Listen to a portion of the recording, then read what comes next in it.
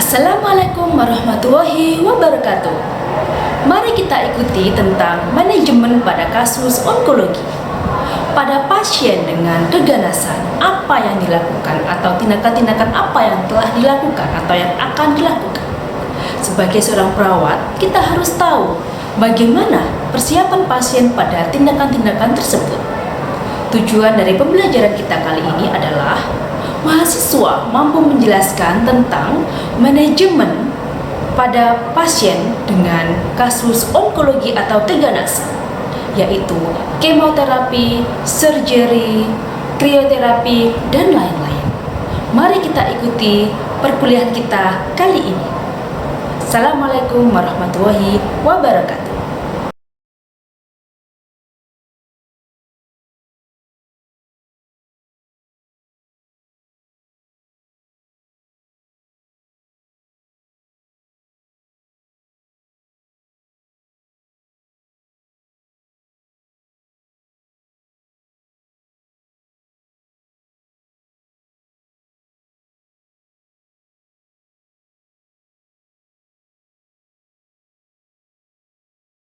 Adalah suatu tindakan untuk menghancurkan sel kanker dengan menggunakan sinar ionisasi, yaitu radiasi yang menyebabkan ionisasi molekul yang mengabsorpsi sinar. Jadi, adanya sinar sehingga diharapkan dapat diserap oleh sel-sel kanker sehingga sel-sel tersebut dapat mati.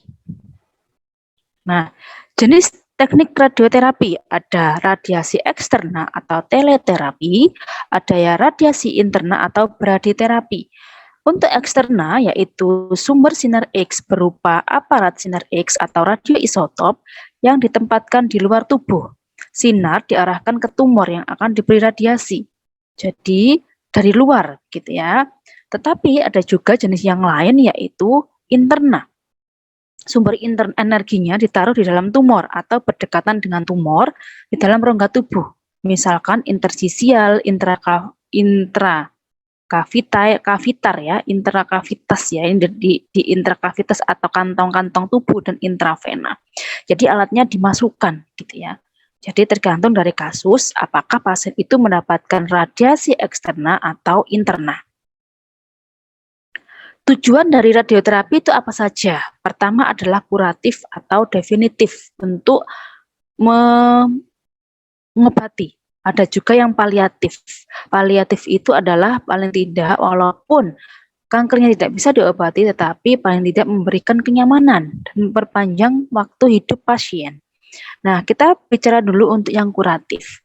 Kuratif ini tujuannya yaitu sebagai terapi utama dan diharapkan dapat melakukan eradikasi tumor secara komplit sehingga diharapkan radiasi radikal sama efektifnya seperti pembedahan. Di sini untuk tumor lokoregional dan tumor yang radiosensitif atau yang sangat peka terhadap radiasi, maka tumor dapat dilakukan tindakan ini karena memang sukar untuk dioperasi gitu ya, karena memang ada jenis-jenis tumor atau kanker yang memang sulit untuk dilakukan pembedahan, tetapi dia bagus untuk dilakukan tindakan terapi sinar ini. Atau keadaan pasien yang menolak operasi. Seperti itu. Jadi memang karakteristik dari tumor dan keganasan itu memang berbeda-beda. Ada juga paliatif. Nah, paliatif ini misalkan adalah memberikan kesempatan bebas gejala. Jadi misalkan mengurangi nyerinya gitu ya, akibat tumor atau keganasan yang diradiasi. Juga memperpanjang waktu survival, memberikan rasa nyaman dan kualitas kehidupan, memperpanjang waktu hidup lah, seperti itu ya jika bahasa awamnya. Kemudian juga dapat mengurangi gejala-gejala gawat, misalkan perdarahan, ada nyeri dan obstruktif atau pembedahan. Obstruktif atau kebuntuan, misalkan ada tumor atau kanker di lambung atau usus yang menyumbat ususnya. Nah, diharapkan dengan radiasi ini bisa mengecil sehingga kebuntuan tadi bisa dikurangi. Nah, ternyata efek samping radioterapi itu ada. Contohnya, misalkan pada radiasi daerah perut, maka pasien akan merasakan mual atau diare. Jadi kita harus paham sebagai seorang perawat, oh ibu akan dilakukan tindakan penyinaran ya kalau bahasa awamnya di daerah perut, maka hati-hati dengan efek samping mual atau diare. Nah ini kita harus paham, seorang perawat harus paham.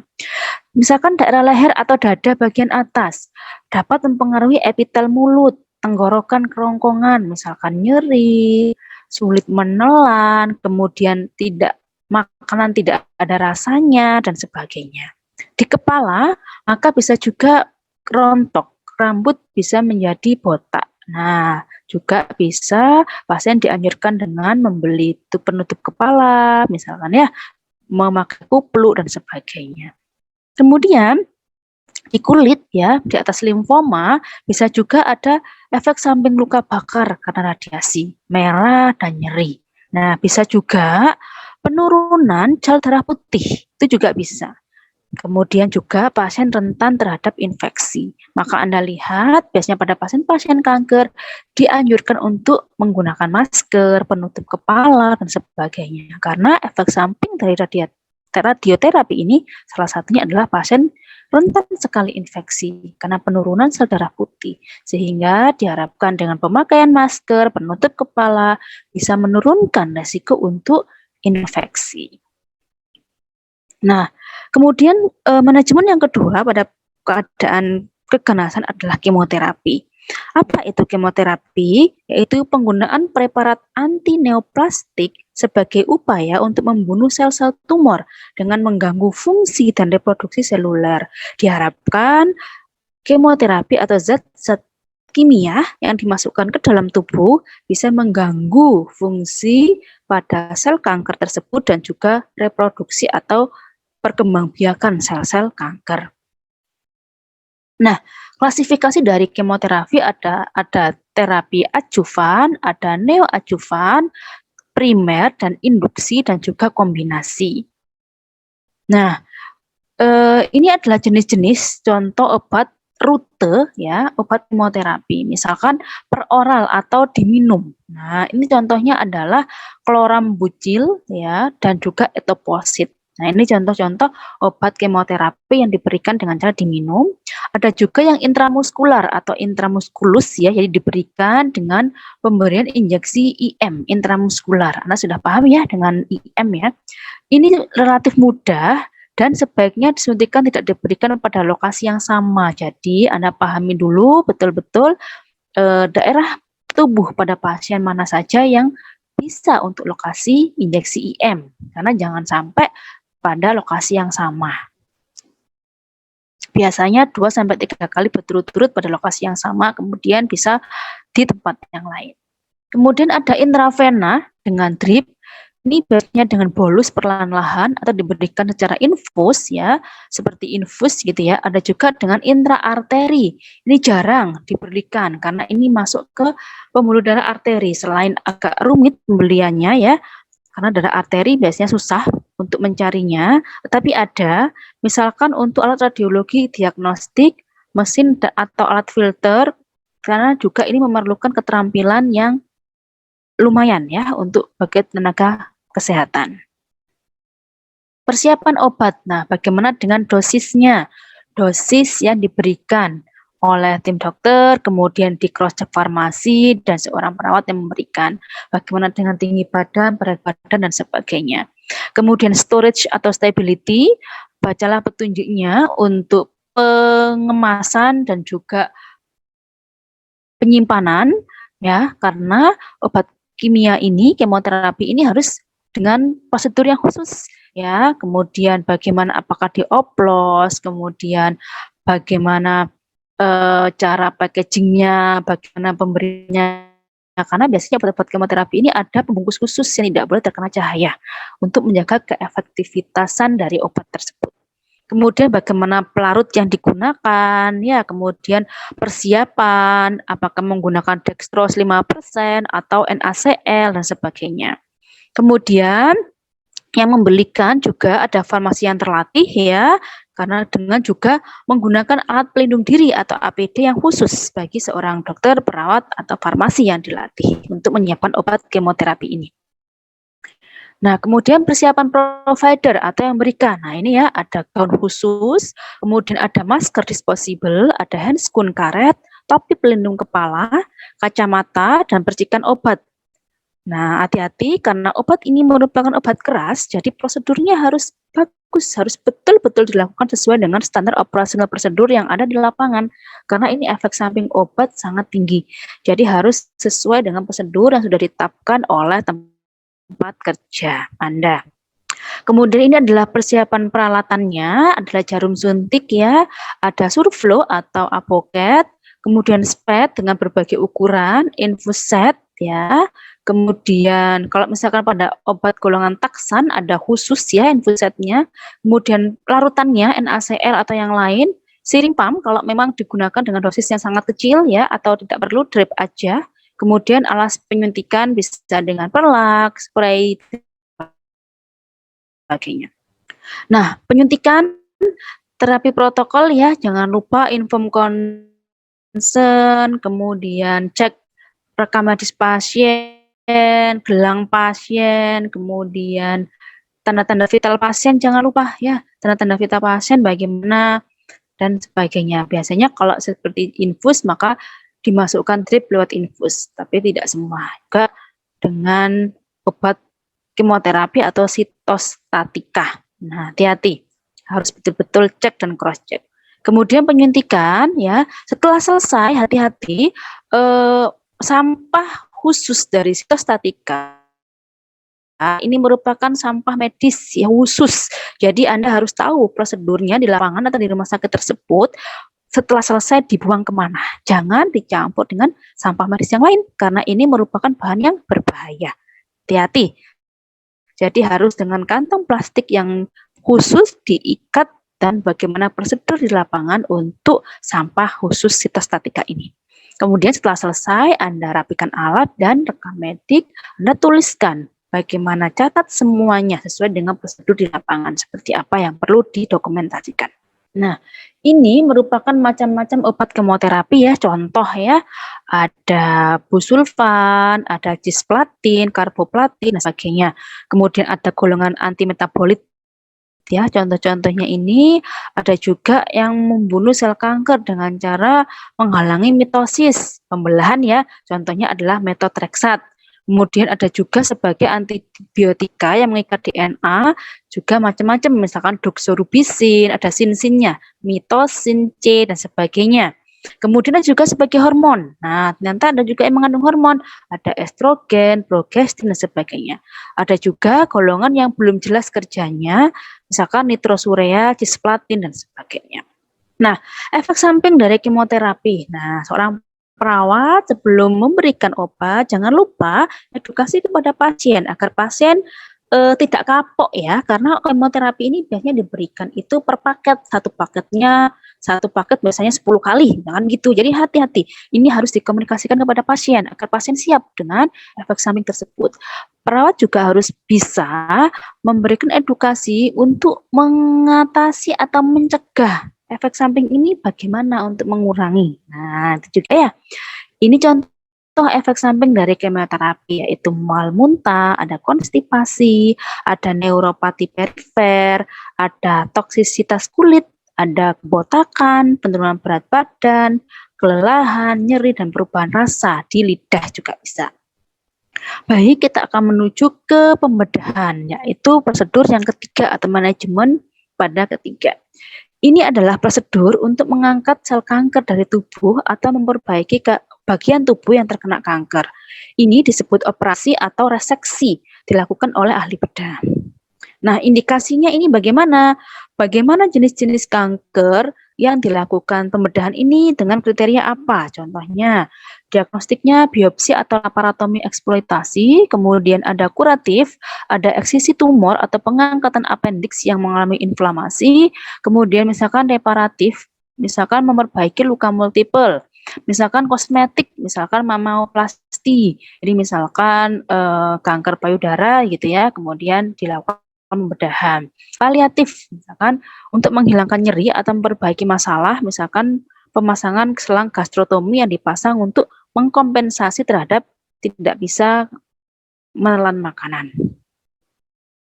Nah, ini menurut urgensi ya, ada kegawat daruratan, diperlukan pasien untuk pembedahan, efektif, dan sebagainya. Untuk resiko ada bedah mayor dan minor, tentu saja bedah mayor lebih tinggi resikonya. Kemudian ada teknik-tekniknya, ada operasi terbuka, ada keyhole dengan membuat lubang gitu ya, ada robotik, ada yang laser, ada krio dimasukkan ya, cryosurgery dimasukkan, misalkan CA cervix gitu ya dengan cryo, juga bisa hipertermia dengan suhu yang tinggi, dan ada juga terapi fotodinamik.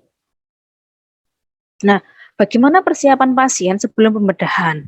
Nah, seorang perawat harus paham bagaimana kita mempersiapkan pasien. Pertama adalah persiapan mental, persiapan fisik ya, bagaimana tekanan darah pasien, TTV, dan sebagainya, makanan, apakah dilakukan lavement ya, pembersihan usus ya sebelum operasi, pembedahan, kebersihan mulut, mandi, dan daerah yang akan dioperasi. Apakah perlu penanda, kemudian apakah perlu dicukur ya, misalkan ada daerah yang ada rambutnya. Kemudian sebelum masuk kamar bedah jangan lupa berdoa, TTV ya, kemudian inform concern, kemudian apakah pasien sedang haid atau tidak, ya, kemudian keluarga bagaimana dan sebagainya, berapa lama dan sebagainya. Nah, ini adalah komplikasi pembedahan ya. Semua tindakan pasti ada efek samping atau komplikasi yang mungkin terjadi. Misalkan infeksi, adanya perdarahan, adanya deep vein thrombosis atau DVT, adanya masalah paru-paru karena efek dari anestesi ya, atau adanya atrofi otot. Nah, ini juga salah satu atau efek samping yang mungkin timbul akibat komplikasi dari pembedahan. Nah, yang keempat atau yang terakhir pada kasus manajemen onkologi adalah terapi gen. Apa itu? Yaitu suatu teknik yang digunakan untuk memperbaiki gen-gen mutan atau cacat yang bertanggung jawab terhadap terjadinya suatu penyakit. Jadi ini berusaha untuk memperbaiki genetiknya yang sudah terjadi mutasi atau berubah gitu. Ada dua, yaitu terapi gen sel somatik dan terapi gen sel germinal. Yaitu sel somatik yaitu bentuk terapi gen yang paling umum dilakukan. Meliputi yaitu caranya bagaimana? Secara umum begini, memperkenalkan sebuah gen yang baik ke dalam target sel sebagai hasil akhir terapi. Nah, tetapi hasilnya tidak dapat diharapkan. Apakah nanti keturunannya juga akan sudah bagus ataukah masih mutasi? Ya, ada kekurangannya begitu. Nah, untuk yang terapi gen germinal ini merupakan modifikasi gen pada sel telur dan sperma. Jadi yang dimodifikasi adalah sel telurnya dan spermanya. Nah, dengan terapi ini dipertahankan sampai keturunannya, diharapkan keturunannya tidak menderita penyakit keganasan gitu, karena ini sudah ke sel telur dan sel sperma, di mana kita tahu itu adalah cikal bakal dari keturunan selanjutnya. Nah, secara umum terapi gen dilakukan dengan cara mengganti atau menginaktifkan gen yang tidak berfungsi, menambah gen yang berfungsi, atau menyisipkan gen ke dalam sel untuk membuat sel berfungsi normal. Ini misalkan terapi gen ini dengan cara seperti apa? Ini contohnya ya, koreksi kecepatan tumbuh sel kanker, kemudian pengontrolan kematian sel kanker, upaya untuk membuat sistem imunnya yang baik ya untuk membunuh sel kanker, dan strategi bunuh diri. Luar biasa ya, sampai bisa mengubah atau merekayasa gen gitu ya sel-sel kankernya. Nah, prinsipnya ini adalah contoh adalah in vivo transfer dan juga ex vivo transfer. Jadi kalau in vivo ini berdasarkan pada kemampuan sel-sel dalam menyerap DNA. Kelebihannya apa? Sangat sedikit membutuhkan manipulasi. Jadi ini diharapkan ya bisa mandiri gitu ya. Tapi kalau ex vivo di sini adalah dimasuk di dalam laboratorium, kemudian ditransferkan ke gen baru, kemudian diletakkan di tubuh pasien. sangat berisiko saat mengangkat dan meletakkan kembali sel pada operasi pembedahan. Nah, ini adalah beberapa jenis faktor atau cara yang digunakan oleh tim ahli untuk dilakukan terapi gen. Jadi, suatu gen normal ini adalah prosesnya ya secara umum ya, ditambahkan ke dalam genom untuk menggantikan gen yang abnormal, penyebab penyakit. Kemudian diperlukan suatu faktor yang membawa gitu ya. Nah, ini contohnya adalah faktor-faktornya adalah retrovirus, adenovirus, adeno-associated virus, metode non-viral, dan RNA terapeutik. Jadi, dengan proses yang dijelaskan dengan terapi gen tadi, para ahli membutuhkan media atau sesuatu yang bekerja itu apa untuk memperbaiki gen-gen yang sudah mengalami mutasi tersebut. Nah, para ahli menggunakan berbagai macam virus atau RNA terapeutik. Jadi, mereka menggunakan jasa virus untuk bertugas memperbaiki gen-gen yang sudah mengalami mutasi tadi. Luar biasa ya, kerjasama dengan virus. Jadi virus itu juga ada fungsinya ternyata. Nah, seperti itu. Manfaatnya ini, ada yang menderita hemofilia, kanker, muskular distrofi, dan AIDS. Untuk hemofilia contohnya ya, dengan cara substitusi atau mengganti dari gen yang membuat protein yang hilang secara permanen dapat menghapus kebutuhan protein suntikan. Kemudian untuk kanker dengan pendekatan target sel untuk melawan dan menghancurkan sel kanker. Kemudian untuk muskular distrofi atau kelemahan pada muskular untuk merawat distrofi otot. Nah, tetapi ingat, ternyata semua tindakan yang dilakukan yang saya jelaskan 4 tadi itu semua memiliki bahaya atau efek samping. Nah, efek samping dari terapi gen ini apa? Yaitu ada potensi untuk infeksi atau reaksi sistem kekebalan karena digunakan adalah virus. Nah, bisa ternyata virusnya yang diinginkan pengennya memperbaiki dari sel-sel yang mutasi, tapi virusnya tidak bekerja dengan baik, justru dia malah menginfeksi si pasien tersebut. Itu juga bisa namanya gambling ya. Nah, jadi ternyata ada resiko pasien itu malah terinfeksi atau peradangan, sehingga bisa juga memicu penyakit lain. Nah, selain itu, jika salah memposisikan DNA, bisa menyebabkan mutasi yang lain, bisa merusak DNA bahkan kanker. Itu juga bisa. Nah, bisa juga ketika faktor yang digunakan yang memberikan DNA memiliki sedikit kesempatan, maka tidak sengaja diperkenalkan ke dalam sel-sel reproduksi pasien, sehingga kemungkinan perubahan akan diteruskan ke keturunannya setelah melakukan perawatan. Jadi, kemungkinan jika ada infeksi atau misalkan ada mutasi gen yang tidak diharapkan di kanker-kanker yang lain gitu ya, itu virus-virus tadi bisa juga mengenai ke DNA untuk reproduksi, sehingga keturunannya nanti bisa juga terkena. Nah, luar biasa ya. Jadi ada efek sampingnya. Oke, sekarang peran perawat adalah bagaimana kita memberikan informasi kepada pasien, kepada keluarga, kepada lingkungan pasien tentang terapi-terapi yang sudah saya jelaskan tadi. Apa dampak positifnya, apa dampak negatifnya, kemudian resiko yang mungkin ditimbulkan, bagaimana cara mengurangi resiko atau mencegah resiko mungkin muncul, dan sebagainya.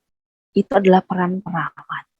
Jadi, kita sebagai seorang perawat harus paham manajemen apa yang akan diberikan atau yang akan dijalani oleh pasien, sehingga kita bisa melindungi pasien dan mengedukasi pasien. Ini adalah daftar pustaka yang saya gunakan. Terima kasih, semoga bermanfaat. Assalamualaikum warahmatullahi wabarakatuh.